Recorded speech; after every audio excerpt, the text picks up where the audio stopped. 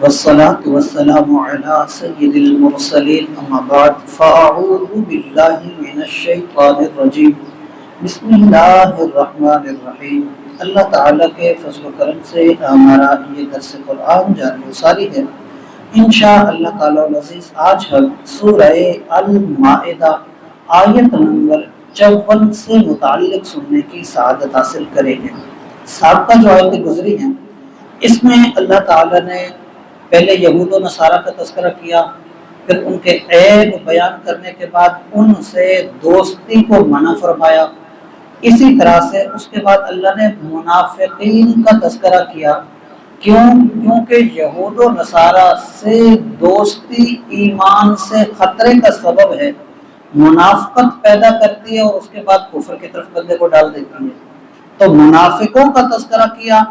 اور منافقوں کے تذکرے کے بعد ان کے نقصان کا تذکرہ کیا کہ جو اس طرح سے کرے تو اللہ تعالیٰ اس کو کس طرح سے ذلیل و رسوا کر دیتا ہے، اور انہیں دنیا داری کا ڈر رہتا ہے، دین سے وہ اس طرح سے نکل جاتے ہیں اور دین کے معاملے میں اپنے آپ کو نقصان اور خسارے میں ڈالتے ہیں، اور وہ ندامت بھی کریں تو ندامت اس وقت کسی کام کی نہیں ہوتی اور ان کے اعمال بھی تباہ کر دیے جاتے ہیں اور دنیا میں رسوا بھی ہو جاتے ہیں کہ مومنین پھر کہتے ہیں کہ یہ وہ لوگ جو ہمیں کہتے تھے کہ ہم تمہارے ساتھ ہیں، بڑی پکی پکی قسمیں کھاتے تھے، اور حال یہ کہ ان کے اندر تو یہ چیزیں تھیں، ان کے اندر یہ عیب تھے اور یہ ہم سے جھوٹ کہتے تھے۔ اس طرح سے اب اللہ تعالیٰ نے یہاں پر آگے تذکرہ فرمایا ان کا جو دین سے پھرتے ہیں خود،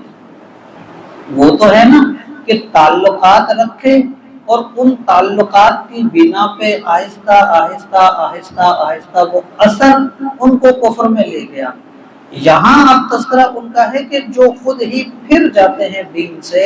اور اس طرح کے معاملات کرتے ہیں، تو یہاں فرمائیں یا ایھا الذین آمنوا، اے ایمان والو، من یرتد منکم عن دینہ، تم میں سے جو بندہ پھر جائے اپنے دین سے، تو فسوف یأتی اللہ بقوم،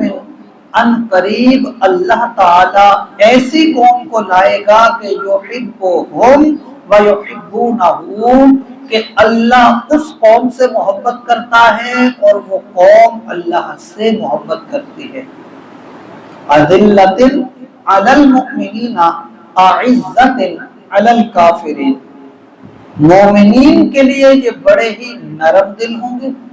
اور کفار کے لیے انتہائی سخت ہوں گے۔ یجاہدون فی سبیل اللہ، یہ جہاد کریں گے اللہ کے راہ میں،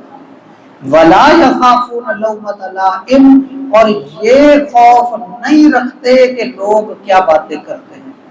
ملامت کرنے والوں کی ملامت کا خوف انہیں نہیں ہوتا۔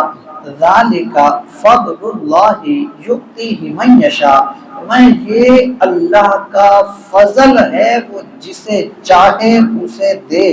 واللہ واسع علیم، اور اللہ تعالی وسعت والا اور علم والا ہے۔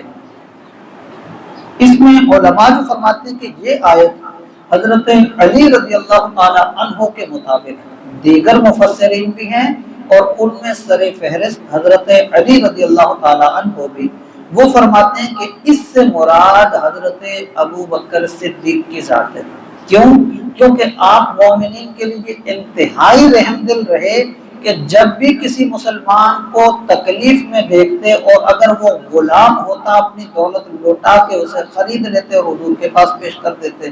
اسی طرح سے مشکلات میں جب دیکھتے تو جا کے خود خدمت کرتے،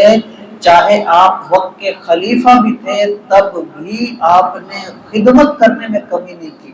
بہت نرمی۔